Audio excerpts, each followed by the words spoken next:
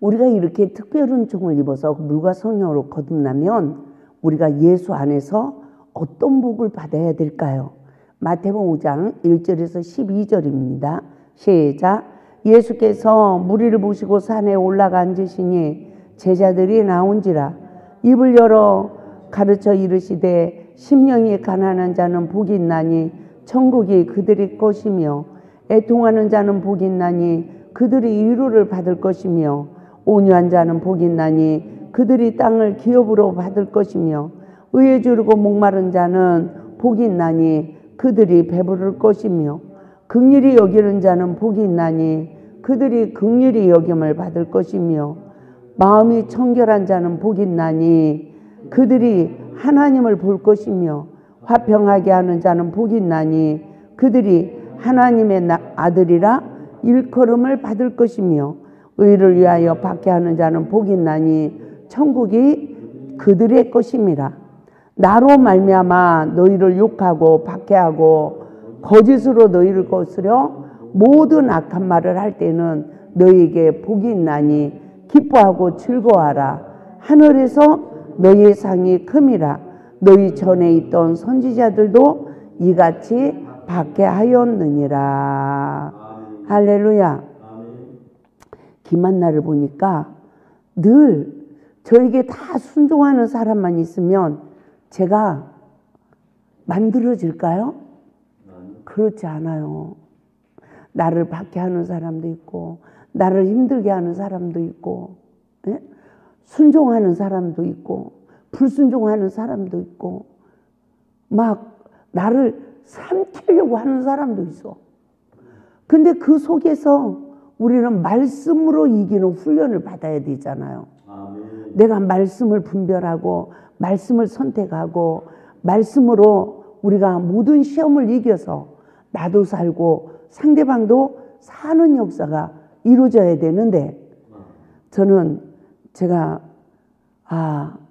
다윗처럼 쫓겨도 절대적으로 기름 부음 받은 자를 내가 해쳐야 된다, 안 해야 된다? 안 해야 되는구나 라는 하나님의 또 경고를 또 제가 받게 됐습니다.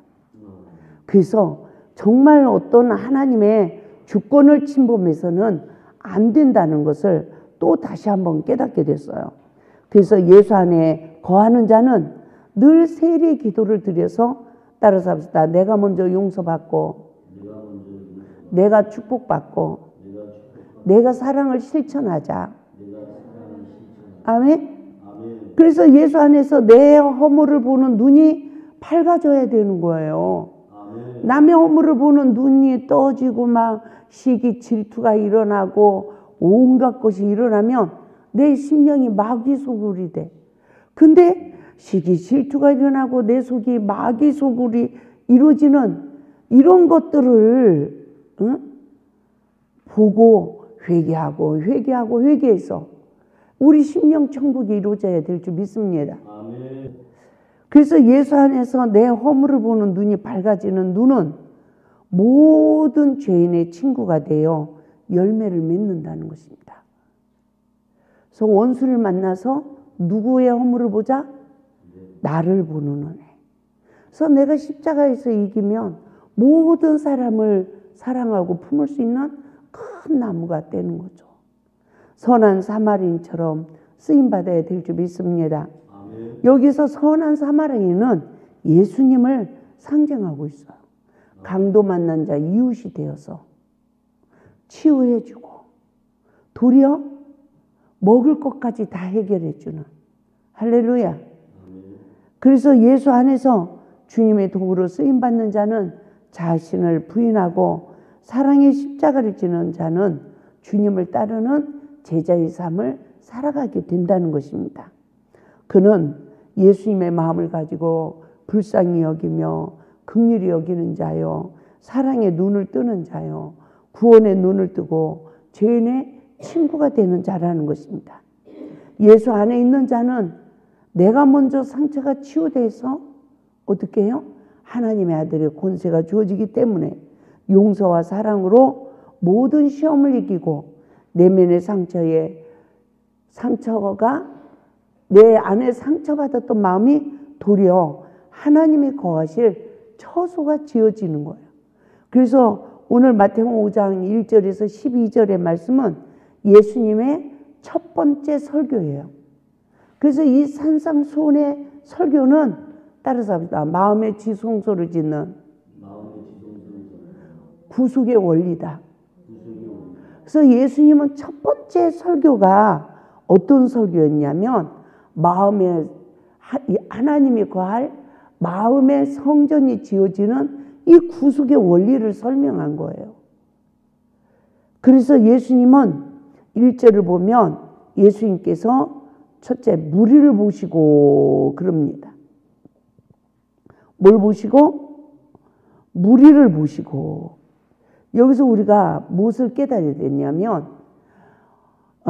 모든 백성들을 불쌍히 여기는 예수님의 마음으로 구원의 눈을 뜬 하나님의 사랑으로 할렐루야 독생까지 내어주신 그 하나님의 사랑에 눈이 떠진 거예요. 그래서 죄인을 불쌍히 여기는 이 생명이 우리 안에도 구운 떡이 있다는 것을 믿으시기 바랍니다. 그래서 인간관계 시험이 올 때 떡 맡은 관원장처럼 구운 떡을 새한테 뺏겨야 돼요? 안 뺏겨야 돼요? 안 뺏겨야 돼요. 부부지간에도 다툴 때 좀 의견이 부딪힐 때를 봐야 돼요.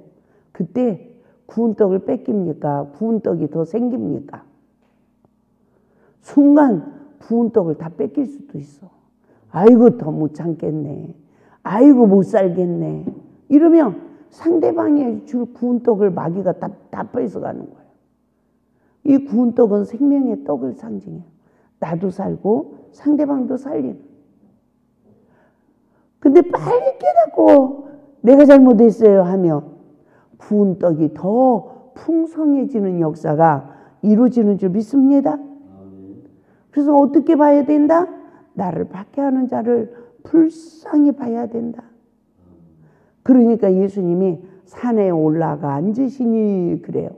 이것은 무엇을 상징하냐면 봉수산에 앉으시니 이 말이 아니에요. 하나님의 완전한 임재가 이루어진 것을 말하고 있어요. 그래서 성경에서 산은 하나님의 임재를 상징하고요. 나무는 하나님이 선택한 백성들을 상징하는 그 단은 아닙니다. 예? 북방의 산이 있고 남한의 산이 남쪽에 열방의 산이 있고 이래요. 그러지만 우리가 산은 하나님의 임재를 상징한다.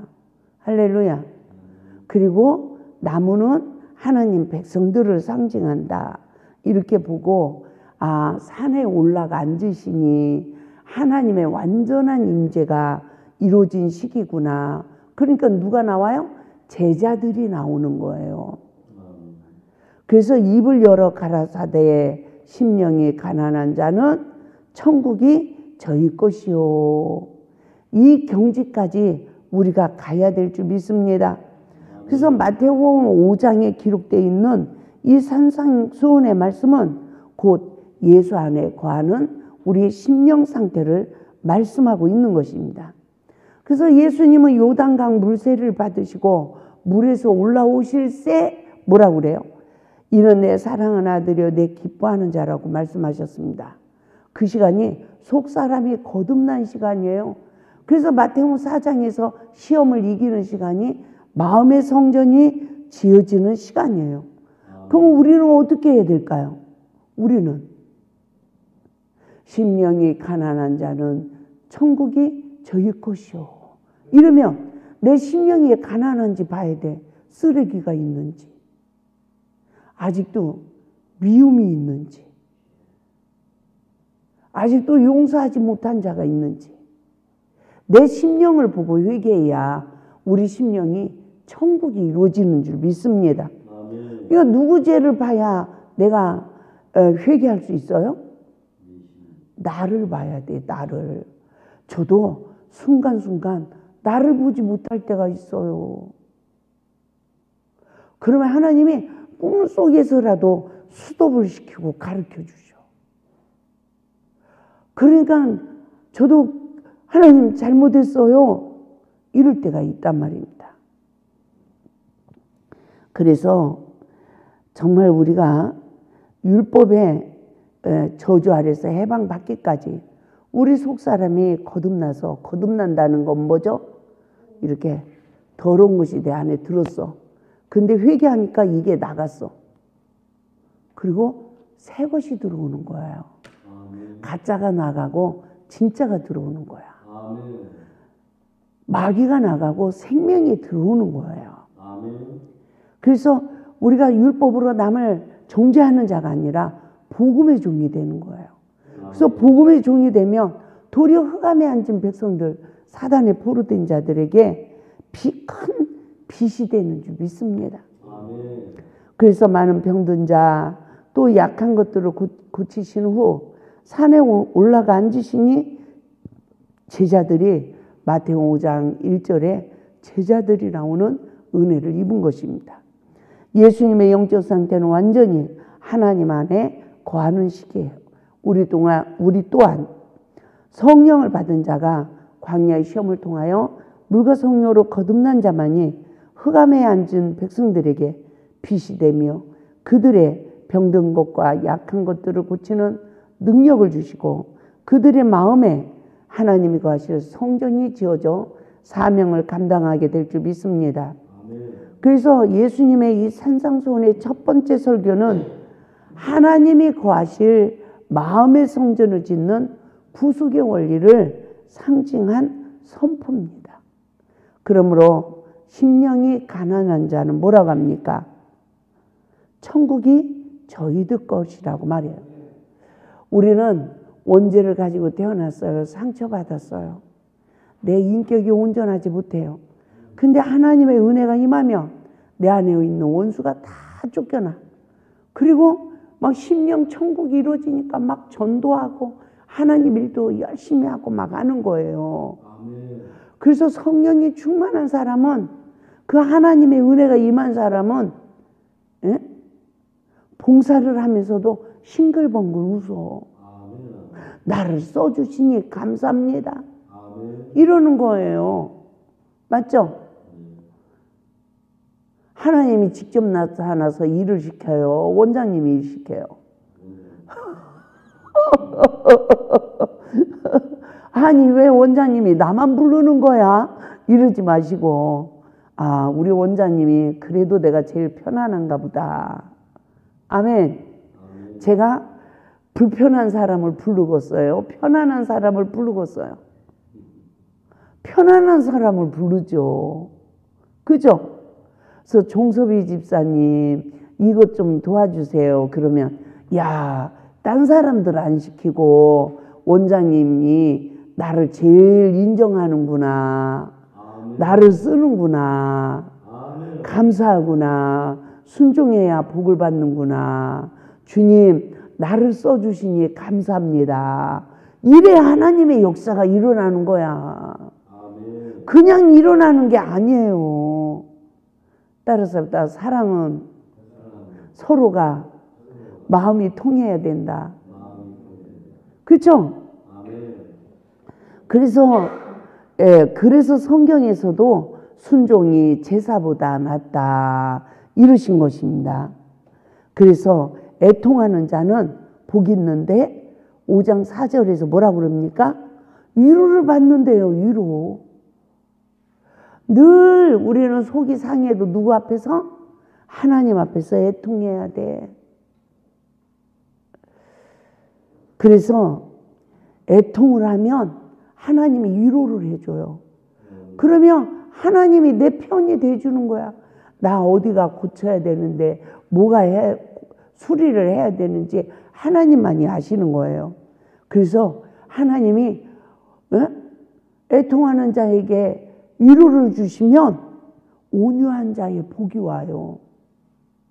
믿습니까?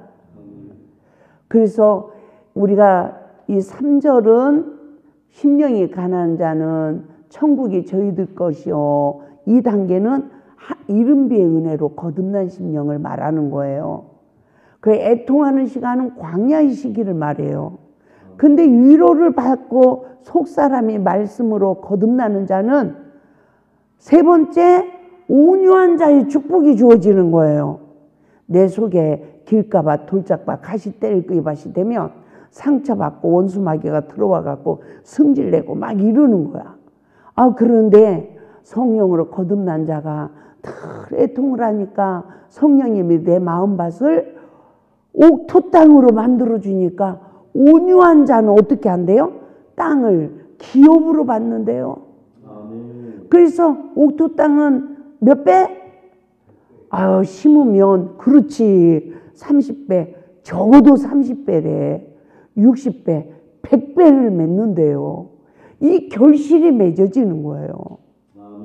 말씀의 결실이 내 심령에 이루어지면 보이는 거에도 하나님의 축복이 임하는 줄 믿습니다. 그래서 광야의 여러 가지 시험을 받을 때 성령의 법으로 마음을 다스리는 자는 땅을 기업으로 받는다는 것입니다. 시험이 올 때마다 자신을 부인하여 십자가의 죽음으로 예수님과 연합한 자의 영적 상태가 성취되는 줄 믿습니다. 그 예수 안에서 안식하여 옥토 땅의 결실을 맺는 심령이 된다는 것입니다. 그러므로 성령의 법으로 십자가의 죽음을 통하여 종교의 영에서 해방을 받아야 성령의 지배를 받는 자의 영적 하늘의 유업에 영적 축복이 주어질 뿐만 아니라 이 땅에서도 하나님의 온전한 축복이 이루어짐을 믿으시기 바랍니다. 그래서 이 온유한 자는 땅을 기업으로 받으면 항상 의에 주리고 목마른 자가 돼서요, 그들이 배부를 것이래. 온유한 심령이 되어지고 땅을 기업으로 받으면 항상 하늘의 것이 부여지는 거예요. 위의 것을 생각하고 위의 것을 바라보고 위의 것을 구하니까 하나님이 의에 주르고 목마른 자는 어떻게 해준대요? 그들이 배부를 것이요. 말씀이 내 속에 막 배가 불러. 그러니까 오병이어의 역사가 일어나는 거예요. 주님이 축사하시면 나를 통해서 어떤 역사가 일어날지 모르는 거예요. 할렐루야. 저도 지금 2001년도서부터 하신 말씀이 지금 몇 년? 23년이 되고 나니까 하나님이 이제 이 강의를 구체적으로 하게 하시네. 그래서 제가 그냥 어느 때는 바빠가지고 원고를 안 보고 나와요. 그래가지고 여기에서 열어가지고 강의를 하다 보면 이 강의가 그냥 다 알아지는 거야. 가지고 술술 나오는 거예요. 그래서 하나님이 몇 년을 훈련시켰다? 이 말씀으로 23년을 또 갈고 닦더니 지금 설교를 시리즈로 완성을 시키도록 이렇게 하나님이 준비하시고 일하시고 역사하시는 줄 믿습니다. 아멘. 할렐루야. 아멘. 그래서 이 부지런히 이 강의가 다 맞춰지고 나야 이곳에 사람들이 많이 올 거예요. 지금 제가 사람이 많이 와봐요. 강의가 안 돼요. 또 처음 온 사람 오시면 설교가 어디로 나가야 돼요? 중간쯤 하다가 기초로 가야 돼. 붕해를 해야 되는 거예요. 이 강의를 못 찍어요. 그래서 참 하나님의 은혜다. 다 하나님의 섭니다. 따라서 나를 통해서 하나님 일만 하면 된다. 맞죠? 그러니까 우리 이사장님도 그래. 원장님 영상만 남습니다. 우리는 죽습니다. 이제 늙으면 하나님 일도 못합니다. 그러나 영상은 끝까지 지구 종말이 올 때까지 유튜브에 남아 있습니다. 그 요즘은 미디어 시대라 얼마나 좋아요. 그죠? 그래서 강의 하나 이렇게 은혜를 입다 보면 홈페이지에 들어와서도 볼 수도 있고 유튜브에서도 얼마든지 찾아서 볼 수가 있습니다.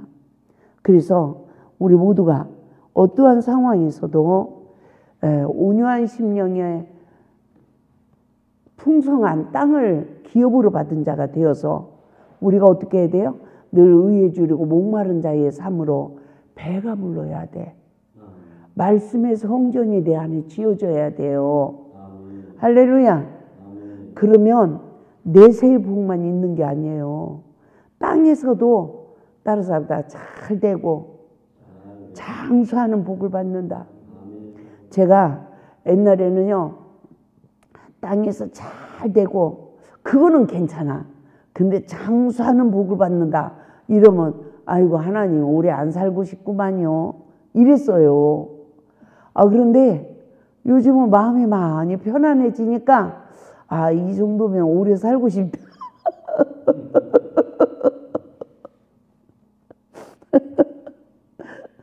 이 정도면 오래 살고 싶다. 이런 마음이 들어오는 거예요. 여러분은 어떻게 생각하십니까? 하나님의 은혜를 입고 하나님의 일을 하는 사람들은 오래 살아야 됩니다. 그래야 더 많은 풍성한 열매를 맺고 주님 앞에 갈 거 아닙니까? 그러므로 늘 사단의 세력을 정복하고 생육하고 번성하는 역사가 나를 통하여 성취돼야 될 줄 믿습니다. 그러니까요, 의회에 줄이고 목이 마르는데 내가 이제 배가 불러졌어. 그러면 어떻게 해야 돼요? 그 사람은 모든 사람을 긍휼히 여기는 거예요. 오늘 7절 말씀처럼 따라잡다. 내가 긍휼히 여기면 나도 긍휼히 여김을 받는다. 제가 한 가지 말씀을 드릴게요. 저에게 큰 피해를 준 사람이 있어. 근데 큰 피해를 준 사람이 있는데 내가 그만 그 친구 되는 사람한테 그 얘기를 했어. 그랬더니 성령님이 빨리 너 그 사람을 찾아가서 잘못했습니다 하래. 그럼 그 사람이 어디 있느냐? 저 서울에 계신 분이었어요. 제가 성령님의 그 간섭을 받고 서울까지 가가지고요, 그분한테 내가 딴 사람한테요 사장님 얘기를 했어요. 이런 얘기를. 그러니 저를 용서해 주십시오 이랬어. 그 사장이 분명히 잘못한 거야. 근데 그 사람의 허물을 논했다고 저한테 성령님이 가서 잘못을 빌으라는 거예요.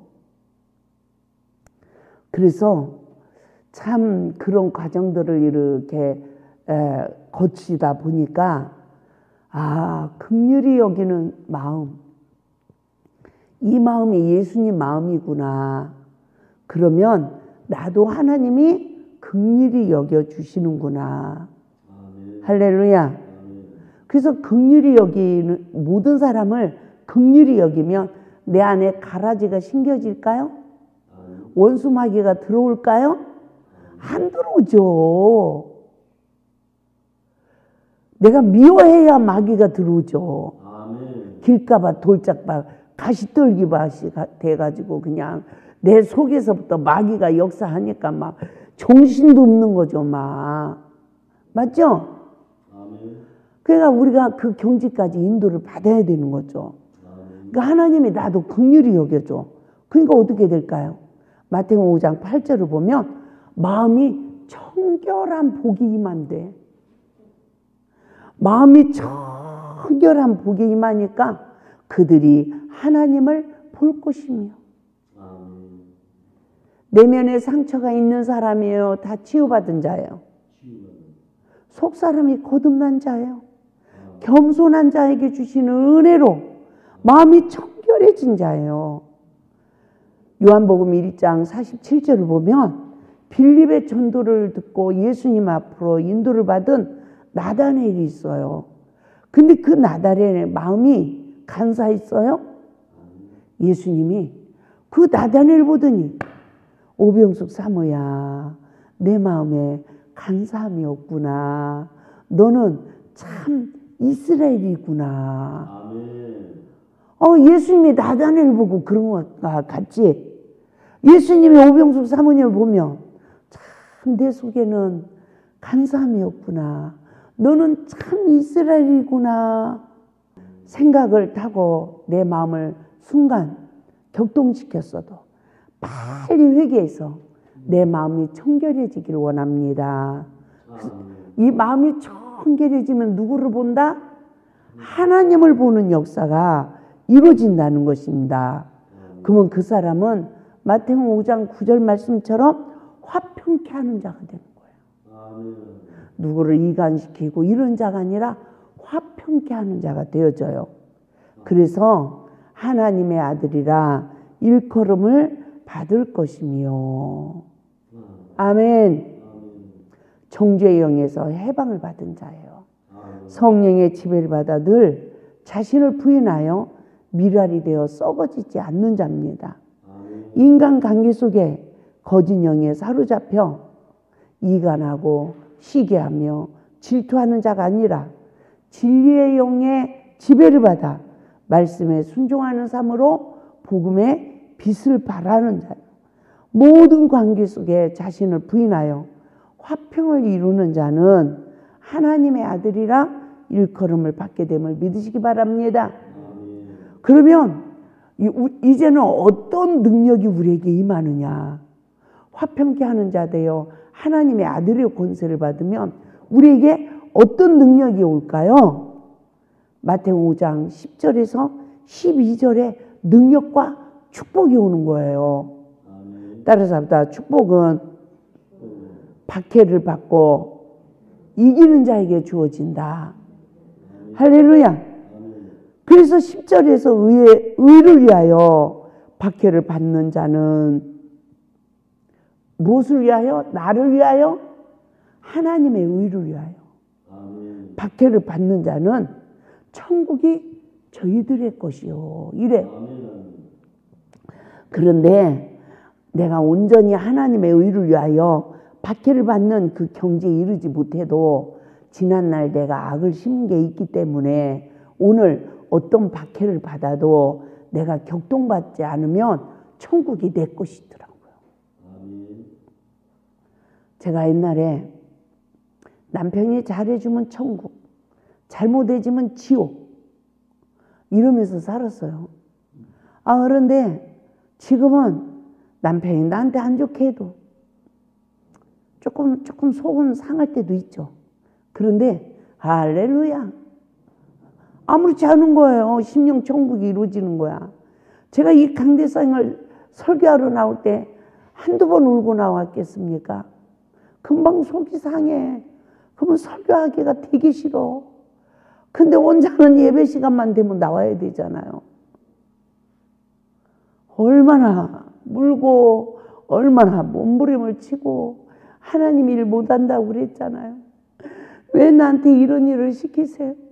막 이래보기도 하고 통곡을 해보기도 하고 막 이랬어요. 그런데 모든 죄의 근원이 나에게 있다는 걸 깨닫고 회개하면서 다윗처럼 시므이 같은 자가 나에게 티끌을 날리며 가거라 이런 비난을 해도 하나님, 다윗이 뭐라고 그래요? 내 아들도 나에게 이렇게 하는데 하물며 저 시므이가 나한테 이렇게 하는 것도 누가 허락한 거다? 하나님이 허락한 거다. 그래서 따라서 합니다. 모든 시험은 하나님이 허락한 거다. 나를 훈련하는 거다. 내 봉의 잔을 마시게 하는 거다. 할렐루야. 그래서 우리 모두가 하나님 앞에서 승리하는 귀한 은혜가 있기를 주님의 이름으로 축원을 드립니다. 그래서 박해를 받는 자는 천국이 저희들의 것이래요. 이 은혜를 입어야 돼요. 근데 11절에서는 뭐라고 해요? 나로 말미암아 누구로? 예수님으로 말미암아 복음 때문에 너희를 욕하고 박해하고 거짓으로 너희를 거스려 모든 악한 말을 할 때 너희에게 복이 있대요. 기뻐하고 즐거워하라. 하늘에서 너희의 상이 큼이라. 너희 전에 있던 선지자들도 이같이 박해하였느니라. 할렐루야. 우리는 어떤 상급이 가장 큽니까? 첫째, 자신을 부인하는 자는 천국을 뺏기지 않나. 마음의 편안을 유지하는 자예요. 그러므로 박해를 통하여 나의 잘못을 먼저 보고 엎드리는 자는 거듭나기 때문에 기뻐해야 돼요. 그래서 야고보 선지자도 야고보서 1장 2절에서 여러 가지 시험을 당하거든 뭐 하래요? 온전히 기뻐하래요. 온전히. 왜? 나를 조금도 부족함이 없는 자로 하나님이 세워가기 때문이죠. 그래서 어떠한 시험이 와도 내 자신을 부인하여 내가 먼저 엎드린 시간은 상대방에게 생명을 공급하는 축복의 통로자로 쓰임받게 되는 줄 믿습니다. 저는 이 산상수훈의 말씀을 일깨움을 받으면서 피조물의 삶의 기도를 어떻게 해야 된다는 것을 성령님이 깨닫게 해주셨어요. 첫째가 아무것도 염려하지 않는 피조물의 삶을 살게 하소서. 모든 일에 기도와 간구로 우리의 구할 바를 감사함으로 아래는 예수 안의 삶을 살게 하소서. 또한 그리스도의 평강이 우리의 마음과 생각을 지켜주시는 하나님의 은혜를 공급받는 자의 삶을 살게 하소서. 그러니까 우리가 첫 번째 피조물의 삶은 아무것도 염려하지 않는 거예요. 그래서 우리가 피조물의 삶의 기도는 아무것도 염려하지 않는 피조물의 삶의 기도. 피조물의 삶을 살게 하소서. 또 두 번째는 예수 안의 삶을 살려면 어떻게 해야 되죠? 모든 일에 기도와 간구를 우리의 구할 바를 감사함으로 아래는 믿음을 주세요. 첫째, 염려하지 않는 피조물의 삶을 살게 해주세요. 감사함으로 간구하는 예수 안의 삶을 살게 해주세요. 세 번째, 그리스도의 평강이 내 마음과 생각을 지켜주는 늘 은혜를 입는 삶을 살게 해주세요. 이 기도의 내용은 피조물의 삶의 기도로 빌립보서 4장 6절에서 7절의 말씀으로 조물주의 삶을 버리고 우리에게 요구하시는 바가 무엇인지를 깨닫게 해주셨어요. 그래서 저는 어떤 염려가 들어와 그런 빌립보서 4장 6절 7절 말씀을 붙들고 늘 기도했어요. 하나님 감사함으로 아뢰게 해주세요. 우리의 구할 바를 하나님 다 아셔요? 몰라요? 다 아세요. 근데 지금까지 살아온 걸 보면 누가 하셨죠? 하나님이 하셨어요. 하나님이. 그래서 마음의 성전이 지어지는 축복을 받아야 될 줄 믿습니다. 누가복음 10장 27절을 봐요. 대답하여 이르되 내 마음을 다하며 목숨을 다하며 힘을 다하며 뜻을 다하여 주 너의 하나님을 사랑하고 또한 내 이웃을 내 자신같이 하라 하였나이다. 할렐루야. 그래서요 우리가 하나님을 내가 마음을 다하고 뜻을 다하고 성품을 다하여 사랑하면 나에게도 내 이웃을 내 자신같이 사랑할 수 있는 은혜의 축복을 우리에게 준다는 것을 깨닫게 되었습니다. 그러므로 예수 안에 거하는 자는 예수님과 하나가 되어야 말씀으로 속사람이 거듭나서 말씀에 순종하는 시간이 예수님이 내 안에 내가 예수 안에 있는 시간이에요.